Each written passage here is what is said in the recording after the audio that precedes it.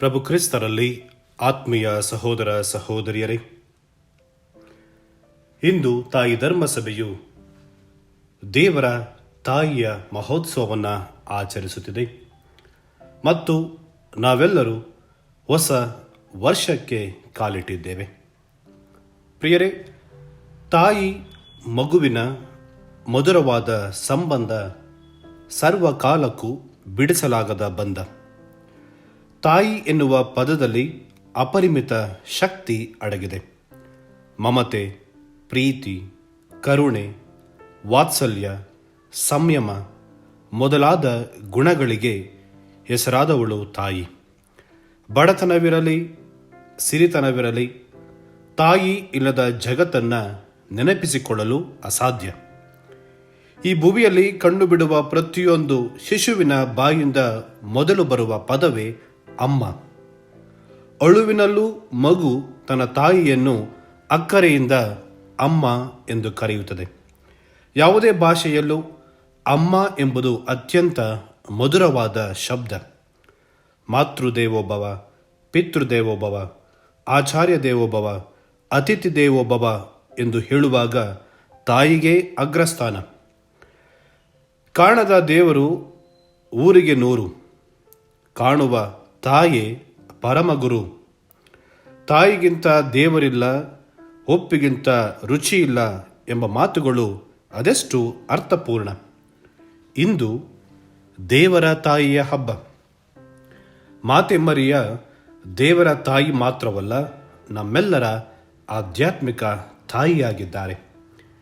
ದೇವರ ತಾಯಿಯ ಹಬ್ಬವನ್ನು ಆಚರಿಸುತ್ತಿರುವ ಸಂದರ್ಭದಲ್ಲಿ ನಮ್ಮೆಲ್ಲರ ತಾಯಂದಿರಿಗಾಗಿ ವಿಶೇಷವಾಗಿ ಪ್ರಾರ್ಥಿಸೋಣ.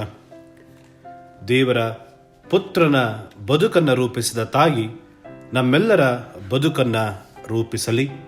ಈ ಹೊಸ ವರ್ಷ ನಮಗೆ ಯಶಸ್ಸನ್ನು, ಸಂತೋಷವನ್ನು ತಂದುಕೊಡಲಿ ಎಂದು ಭಕ್ತಿಯಿಂದ ಪ್ರಾರ್ಥಿಸೋಣ. ಪ್ರಿಯರೇ, ಕಥೋಲಿಕ ಧರ್ಮಸಭೆಯಲ್ಲಿ 100 ಸಂತರಿದ್ದಾರೆ. ಎಲ್ಲ ಸಂತರ ಪೈಕಿ ಅತಿ ಹೆಚ್ಚು ಗೌರವಕ್ಕೆ ಪಾತ್ರಳಾದವಳು ದೇವಮಾತೆ.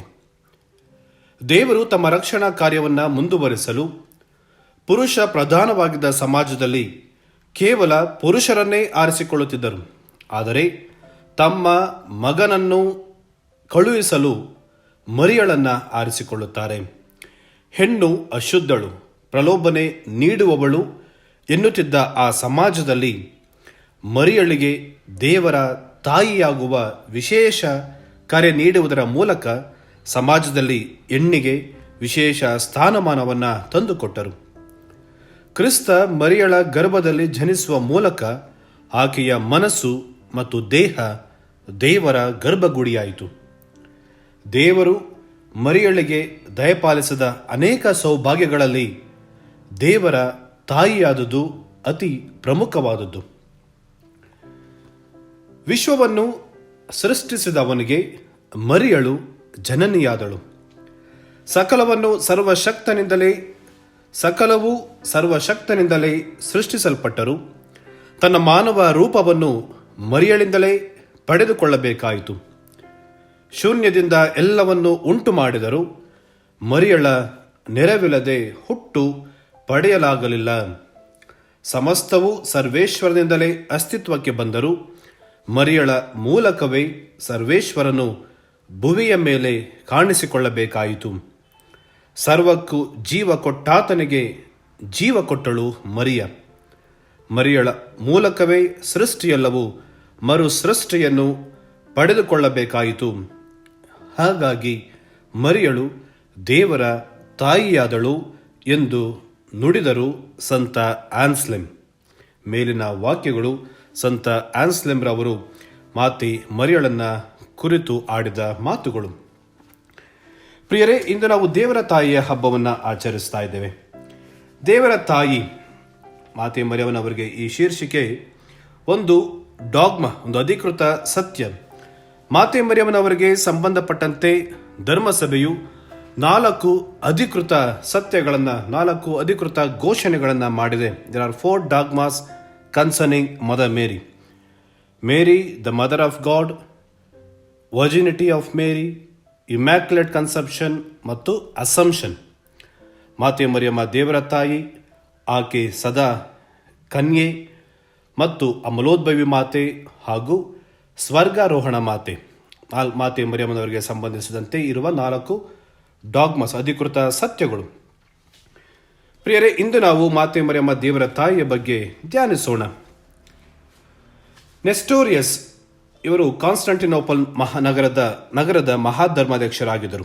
ಕ್ರಿಸ್ತ ಶಕ 430ರಲ್ಲಿ ಒಂದು ದಿನ ತಮ್ಮ ಬೋಧನೆಯಲ್ಲಿ ಅವರು ಈ ರೀತಿ ಬೋಧಿಸುತ್ತಾರೆ: ಮರಿಯಮ್ಮ ಮುಂಚಿತವಾಗಿಯೇ ಬದುಕಿದ್ದ ವ್ಯಕ್ತಿಗೆ ಹೇಗೆ ಜನ್ಮ ನೀಡಲು ಸಾಧ್ಯ? ಇವರ ತರ್ಕ ಅನೇಕರಿಗೆ ಸರಿಯಾಗಿ ಕಂಡಿತು. ಹಾಗಾಗಿ ಇವರು ಕಾನ್ಸ್ಟಂಟಿನೋಪಲ್ ಮಹಾಧರ್ಮಾಧ್ಯಕ್ಷರಾಗಿದ್ದ ನೆಸ್ಟೋರಿಯಸ್ ಹೇಳುವುದು, ಮಾತೆ ಮರಿಯಮ್ಮ ಜನ್ಮ ನೀಡಿದ ಮಗು ದೇವರಲ್ಲ, ಒಬ್ಬ ಸಾಮಾನ್ಯ ಮನುಷ್ಯನಾಗಿ ಬಾಳಿ ಕಾಲಕ್ರಮೇಣ ದೈವತ್ವವನ್ನು ಪಡೆದುಕೊಂಡರು ಎಂದು ತಿಳಿಸುತ್ತಾರೆ. ಹಾಗಾಗಿ ಮಾತೆ ಮರಿಯಮ್ಮ ದೇವರ ತಾಯಿ ಆಗಲು ಸಾಧ್ಯವಿಲ್ಲ, ಅವರು ಕೇವಲ ಕ್ರಿಸ್ತನ ತಾಯಿ ಎಂದು ನುಡಿಯುತ್ತಾರೆ. ಪ್ರಿಯರೇ, ಈ ನೆಸ್ಟೋರಿಯಸ್ ಮಾಡಿದ ತಪ್ಪು ಏನೆಂದರೆ, ಇವರು ಕ್ರಿಸ್ತನ ಸ್ವಭಾವವನ್ನು ವಿಭಾಗಿಸ್ತಾರೆ. ಕ್ರಿಸ್ತ ಒಬ್ಬ ವ್ಯಕ್ತಿ ಹಾಗೂ 2 ಸ್ವಭಾವ. Jesus is one person with 2 nature, divine nature and human nature, which can not be separated from Christ. ಕ್ರಿಸ್ತನ ದೈವ ಸ್ವಭಾವ ಮತ್ತು ಮಾನವ ಸ್ವಭಾವ ಬೇರ್ಪಡಿಸಲು ಸಾಧ್ಯವೇ ಇಲ್ಲ. ನೆಸ್ಟೋರಿಯಸ್ ಮಾಡಿದ್ದು ಆ ತಪ್ಪು. ಹಾಗಾಗಿ ನೆಸ್ಟೋರಿಯಸ್ನನ್ನ ಧರ್ಮಸಭೆಯು ಮೂರ್ಖತನದ, ಅಜ್ಞಾನದ ಪರಮಾವಧಿ ಅವರ ವಾದ ಎಂದು ಅವರನ್ನು ಖಂಡಿಸುತ್ತಾರೆ, ಪಾಷಂಡವಾದಿ ಎಂದು ಖಂಡಿಸುತ್ತಾರೆ. ಅದರಲ್ಲಿ ಮುಖ್ಯವಾಗಿದ್ದವರು ಸಿರಿಲ್ ಆಫ್ ಅಲೆಕ್ಸಾಂಡ್ರಿಯಾದ ಸಿರಿಲ್ ಮತ್ತು ಇನ್ನು 400 ಧರ್ಮಾಧ್ಯಕ್ಷರುಗಳು ಎಫೆಸಸ್ನಲ್ಲಿ ನಡೆದ ಪರಿಷತ್ತಿನಲ್ಲಿ ಕ್ರಿಸ್ತ ಶಕ 431ರಲ್ಲಿ ಅವರು ಮಾತೆ ಮರಿಯಮ್ಮ ಕ್ರಿಸ್ತನ ತಾಯಿ ಮತ್ತು ದೇವರ ತಾಯಿಯೂ ಹೌದು ಎಂದು ನಿರೂಪಿಸುತ್ತಾರೆ ಎಂಬ ಸತ್ಯವನ್ನು ಪ್ರಕಟಪಡಿಸುತ್ತಾರೆ. ನಮಗೆ ಬೈಬಲ್ ಕೂಡ ಅದನ್ನೇ ಹೇಳುತ್ತೆ. ಲೂಕನ ಶುಭ ಸಂದೇಶ ಅಧ್ಯಾಯ 1 ವಾಕ್ಯ 35ರಲ್ಲಿ ನಾವು ನೋಡುತ್ತೇವೆ, ದೂತನು ನುಡಿಯುತ್ತಾನೆ, ಪವಿತ್ರಾತ್ಮ ನಿನ್ನ ಮೇಲೆ ಬರುವರು, ಪರಾತ್ಪರ ದೇವರ ಶಕ್ತಿ ನಿನ್ನನ್ನು ಆವರಿಸುವುದು, ಆ ಕಾರಣದಿಂದ ನಿನ್ನಲ್ಲಿ ಹುಟ್ಟುವ ಆ ಪವಿತ್ರ ಶಿಶು ದೇವರ ಪುತ್ರ ಎನಿಸಿಕೊಳ್ಳುವನು ಎಂದು. ಮತ್ತು ಮರಿಯಳು ಎಲಿಜಬೆತಳನ್ನ ಭೇಟಿಯಾದ ಸಂದರ್ಭದಲ್ಲಿ ಎಲಿಜಬೆತಳು ಕೂಡ ನನ್ನ ಪ್ರಭುವಿನ ತಾಯಿ ಎಂದು ಸಂಬೋಧಿಸುತ್ತಾಳೆ ಮಾತೆ ಮರಿಯಮ್ಮನವರನ್ನ ಕುರಿತು. ನಾವು ಲೂಕನ ಶುಭ ಸಂದೇಶ ಅಧ್ಯಾಯ 1 ವಾಕ್ಯ 43ರಲ್ಲಿ ನೋಡುತ್ತೇವೆ, ನನ್ನ ಪ್ರಭುವಿನ ತಾಯಿ ನೀನು, ನನ್ನ ಬಳಿಗೆ ಬಂದದು ಅದೆಂತಹ ಭಾಗ್ಯ ಎಂದು. ಪವಿತ್ರ ಗ್ರಂಥ ಕೂಡ ಮಾತೆ ಮರಿಯಮ್ಮ ದೇವರ ತಾಯಿ ಎಂದು ತಿಳಿಸುತ್ತದೆ. ಪ್ರಿಯರೇ, ನಾವು 2 ಪದಗಳನ್ನು ಸ್ಪಷ್ಟವಾಗಿ ತಿಳಿದುಕೊಂಡರೆ ಈ ಡಾಗ್ಮವನ್ನು ಸುಲಭವಾಗಿ ಅರ್ಥೈಸಬಹುದು.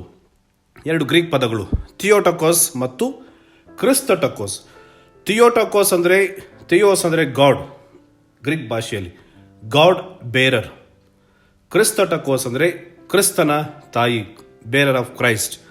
ನೆಸ್ಟೋರಿಯಸ್ ಹೇಳಿದ್ದು ಮಾತೆ ಮರಿಯಮ್ಮ ಕ್ರಿಸ್ತಟಕೋಸ್, ಕ್ರಿಸ್ತನ ತಾಯಿ. ಅದರ ಧರ್ಮಸಭೆ ನಮಗೆ ಹೇಳುವುದು ಮಾತೆ ಮರಿಯಮ್ಮ ಥಿಯೋಟಕೋಸ್, ದೇವರ ತಾಯಿ ಎಂದು ತಿಳಿಸುತ್ತೇನೆ. ಹಾಗಾಗಿ ಪ್ರಿಯರೇ, ಇಂದು ನಾವು ದೇವರ ತಾಯಿಯ ಹಬ್ಬವನ್ನು ಆಚರಿಸುತ್ತಾ ಇದ್ದೇವೆ. ಮಾತೆ ಮರಿಯಮ್ಮ ಸರ್ವ ಮಾನವರಿಗಿಂತಲೂ ಮತ್ತು ದೇವದೂತರಿಗಿಂತಲೂ ಅಧಿಕ ವಿಶ್ವಾಸವನ್ನು ಹೊಂದಿದರು ಎಂದು ಸಂತ ಅಗಸ್ಟಿನರು ನುಡಿಯುತ್ತಾರೆ. ಕ್ರಿಸ್ತ ಗೋದಲಿಯಲ್ಲಿ ಮಲಗಿದ್ದರು, ಈತನೇ ವಿಶ್ವದ ಸೃಷ್ಟಿಕರ್ತ ಎಂದು ನಂಬಿದ್ದರು. ಹೆರೋದರಸನಿಂದ ಈಜಿಪ್ಟಿಗೆ ಪಲಾಯನ ಮಾಡಿದರು, ಆತ ರಾಜಾದಿರಾಜ ಎಂದು ವಿಶ್ವಾಸಿಸಿದರು. ಆತ ಕಾಲದ ಅವಧಿಯಲ್ಲಿ ಹುಟ್ಟಿದನ್ನ ಕಂಡಳಾದರೂ ಆತನಿಗೆ ಆದಿ ಇಲ್ಲ, ಅಂತ್ಯವೂ ಇಲ್ಲ, ಸರ್ವವ್ಯಾಪಿ ಎಂದು ವಿಶ್ವಾಸಿಸಿದರು. ಆತ ಬಡವ ಮತ್ತು ಅನ್ನದ ಅವಶ್ಯಕತೆ ಇದೆ ಎಂದು ಗೊತ್ತಿದ್ದರೂ ಆತನೇ ಜಗದ ಅನ್ನದಾತ ಎಂದು ವಿಶ್ವಾಸಿಸಿದರು. ಆತ ತುಟಿ ಬಿಚ್ಚಿ ಮಾತಾಡದಿದ್ದರೂ ಆತ ಸರ್ವ ಜ್ಞಾನಿ ಎಂದು ವಿಶ್ವಾಸವನ್ನು ಇಟ್ಟಿದ್ದರು ಮಾತೆ ಮರಿಯಮ್ಮ. ಆತ ಯಾತನೆ ಪಡುತ್ತಿದ್ದರೂ ಆತನೇ ಜಗದ ಹರ್ಷ ಎಂದು ವಿಶ್ವಾಸಿಸಿದರು. ಆತ ಶಿಲುಬೆಗೇರಿದ್ದರೂ ಆತನೇ ಲೋಕದ ರಕ್ಷಕ ಎಂದು ವಿಶ್ವಾಸಿಸಿದರು. ಹೊಸ ವರ್ಷದ ಹೊಸ್ತಿಲಲ್ಲಿ ಇರುವ ನಾವು ಮಾತೆ ಮರಿಯಳ ಬದುಕು ನಮಗೆ ಪ್ರೇರಣೆಯಾಗಬೇಕು. ಹೇಗೆ ಮಾತೆ ಮರಿಯಮ್ಮ ದೇವರಲ್ಲಿ ವಿಶ್ವಾಸ ಬಿಟ್ಟರೋ ಆ ವಿಶ್ವಾಸದ ಬದುಕು ನಮ್ಮದಾಗಬೇಕು. ಹೇಗೆ ಮಾತೆ ಮರಿಯಮ್ಮ ಪರಿಶುದ್ಧವಾದ ಬದುಕನ್ನು ಜೀವಿಸಿದರೋ ಹೊಸ ವರ್ಷದಲ್ಲಿ ನಮ್ಮ ಬದುಕು ಕೂಡ ಪರಿಶುದ್ಧವಾಗಬೇಕು. ಪ್ರಿಯರೇ, ಧರ್ಮಸಭೆ ಹೊಸ ವರ್ಷದ ಮೊದಲ ದಿನವನ್ನು ದೇವರ ತಾಯಿ ಮರಿಯಳಿಗೆ ಸಮರ್ಪಿಸಿ ಗೌರವಿಸುತ್ತಿದೆ. ಹೊಸ ವರ್ಷಕ್ಕೆ ಕಾಲಿಡುತ್ತಾ ಇದ್ದೇವೆ. ಹೊಸತನ ಅನ್ನುವುದು ಸೃಷ್ಟಿಯ ನಿಯಮ. ಹೀಗಾಗಿಯೇ ಸದಾ ಒಂದಲ್ಲ ಒಂದು ಹೊಸತನಕ್ಕಾಗಿ ನಮ್ಮ ಮನಸ್ಸು ತುಡಿಯುತ್ತಿರುತ್ತದೆ. ಹೊಸ ವರ್ಷ ಬರುತ್ತಿದೆ ಅಂತ ತುಂಬ ಉತ್ಸಾಹ ಪಡುವ ಅವಶ್ಯಕತೆಯಿಲ್ಲ. ಬದಲಾಗ್ತಿರೋದು ಕ್ಯಾಲೆಂಡರ್ ಅಷ್ಟೇ. ಜೀವನದ ಗುರಿ, ಸಾಧನೆ, ಸಂಬಂಧಗಳೆಲ್ಲ ಯಥಾಸ್ಥಿತಿಯಲ್ಲೇ ಇದ್ದರೆ ಪ್ರಯೋಜನವಿಲ್ಲ. ಹೊಸ ವರ್ಷ ನಮ್ಮ ಜೀವನದಲ್ಲಿ ಉತ್ಸಾಹವನ್ನು ತುಂಬಲು ಅತ್ಯುತ್ತಮ ಸಮಯ. ಹಸೂಯೆ, ದ್ವೇಷ, ಪ್ರತೀಕಾರ, ದುರಾಸೆ ಮುಂತಾದ ಪದಗಳನ್ನು ತೊರೆದು ಆ ಸ್ಥಳದಲ್ಲಿ ಪ್ರೀತಿ, ಆರೈಕೆ, ಸಹಾನುಭೂತಿ, ಅನುಕಂಪ, ನ್ಯಾಯ, ನೀತಿ, ಪ್ರಾಮಾಣಿಕತೆಯನ್ನು ತುಂಬಲು ಭಗವಂತನ ಅನುಗ್ರಹಕ್ಕಾಗಿ ಪ್ರಾರ್ಥಿಸೋಣ. ಕತ್ತಲೆ ಮತ್ತು ದುಃಖ ದೂರವಾಗಿ ಹೆಚ್ಚು ಲವಲವಿಕೆಯಿಂದ, ಪ್ರಾಮಾಣಿಕತೆಯಿಂದ ಜೀವಿಸಲು ಹೊಸ ನಿರ್ಣಯಗಳನ್ನು ಪ್ರತಿಜ್ಞೆಗಳೊಂದಿಗೆ ತೆಗೆದುಕೊಳ್ಳಲು ಈ ವರ್ಷ ನಮಗೆ ಪ್ರೇರಣೆಯನ್ನು ನೀಡಲಿ. ಆಮೆನ್. ಪ್ರಿಯರೇ, ಈ ಚಾನೆಲ್ ಅನ್ನು ಸಬ್ಸ್ಕ್ರೈಬ್ ಮಾಡಿ ಪ್ರತಿದಿನ ದೇವರ ವಾಕ್ಯವನ್ನು ಆಲಿಸುತ್ತಾ ಅದನ್ನು ಇತರರೊಂದಿಗೆ ಹಂಚಿಕೊಳ್ಳಲು ನಮಗೆ ನೆರವಾಗಿರಿ. ಧನ್ಯವಾದಗಳು.